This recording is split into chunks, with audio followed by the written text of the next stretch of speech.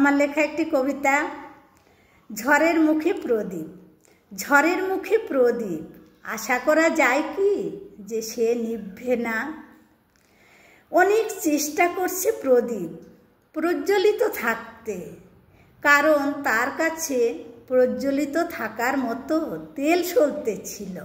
ঝড়ের প্রচণ্ড চাপে এদিক ওদিক করে নিজেকে প্রজ্বলিত করে স্নিগ্ধ শীতল শিখায় গৃহ মন্দির আলোকিত করতে চেয়েছিল, কিন্তু পারেনি, কারণ দমকা হওয়া ঝড়ের প্রগতি নিভিয়ে দিল তাকে। ক্ষণিকের অন্ধকার নেমে এলো, বিচ্ছিন্নতার মাঝে এলোমেলো হয়ে গেল সব কিছু। আস্তে আস্তে আবার সব কিছু গুছাতে শুরু করলাম। বিদ্যুৎ বিচ্ছিন্ন আবার ঠিক হয়ে গেল। রড লাইটটা সুইচ টিপে জ্বালিয়ে দিলাম, প্রখর আলো, পরিষ্কার হয়ে গেল সব কিছু।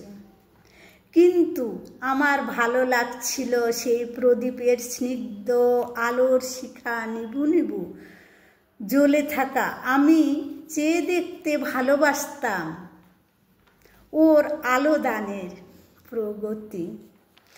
ওটা তো ছিল সন্ধ্যা প্রদীপের শুভক্ষণ মাত্র, পেরিয়ে গেছে সেই ক্ষণ আজকের মতো। আবার আসবে হয়তো কালকের অন্যভাবের অন্যক্ষণ। এভাবেই আসবে নীতি নীতি, শুধু বদলে যাবে আলাদা রূপে রূপান্তরিত হয়ে। হয়তো আজকের মতো দমকা ঝড়ো হাওয়া থাকবে না, নিবিড়ভাবে সে জ্বলবে।